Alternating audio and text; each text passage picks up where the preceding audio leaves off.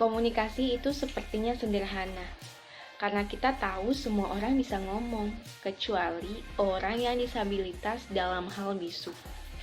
Tapi ternyata komunikasi itu memiliki ilmunya, ngomong itu ada ilmunya, biar kita tidak saling salah paham.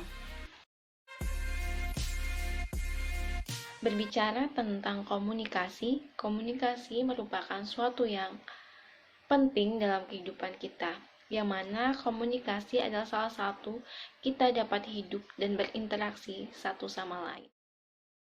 Komunikasi sebagai suatu proses atau interaksi dari pihak tertentu melalui media ataupun secara langsung, sehingga mencapai sasarannya yaitu pihak lain sedemikian rupa, sehingga sebagai akibatnya muncul feedback dan akhirnya terjadi hubungan tertentu di antara pihak yang berkomunikasi. Beberapa alasan berkomunikasi. Kenapa komunikasi itu ada? Yang pertama, membutuhkan kepastian-kepastian tertentu agar kita dapat memastikan suatu hal yang ingin kita ketahui, lalu kita berkomunikasi. Yang kedua, mengekspresikan diri. Dari berkomunikasi, sebenarnya tidak hanya dalam ucapan-ucapan saja, dalam kita berdialog, tapi dalam kita beraksi juga itu termasuk berkomunikasi.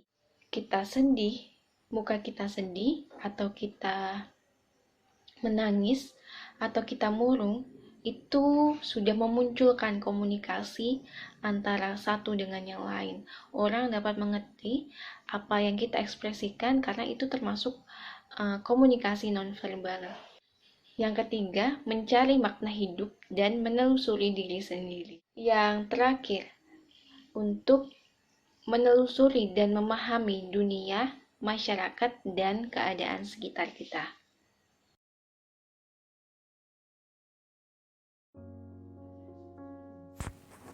Tanpa terjadinya komunikasi yang partisipatoris dan emansipatoris, orang tidak akan pernah berkembang untuk mampu menyumbangkan pemikiran dan solusi-solusi tertentu secara tepat.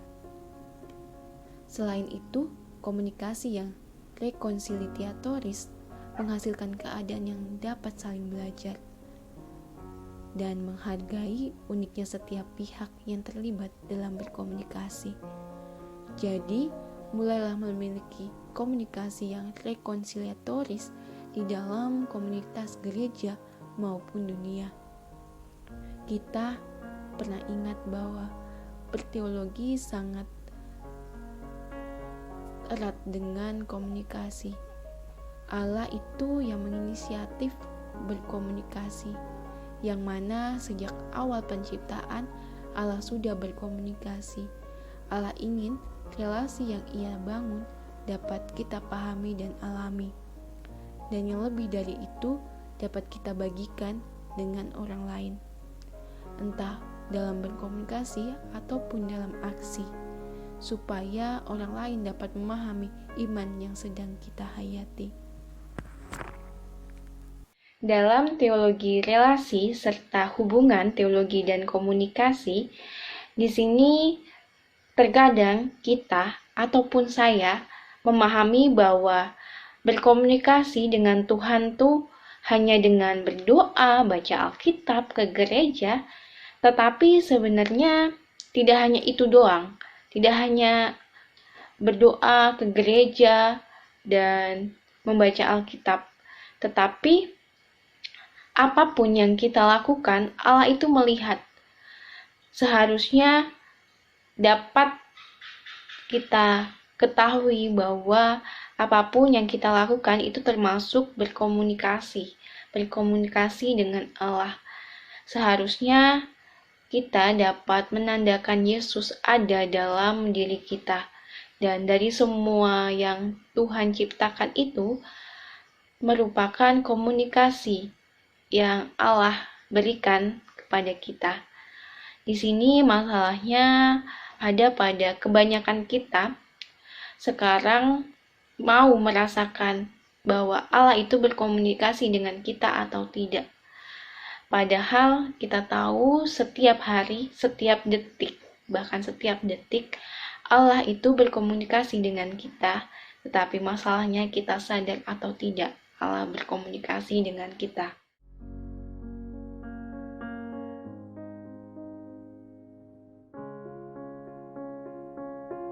Kita perlu ingat bahwa komunikasi merupakan sesuatu hal atau memiliki peran yang sangat penting dalam kita berrelasi ataupun memiliki hubungan.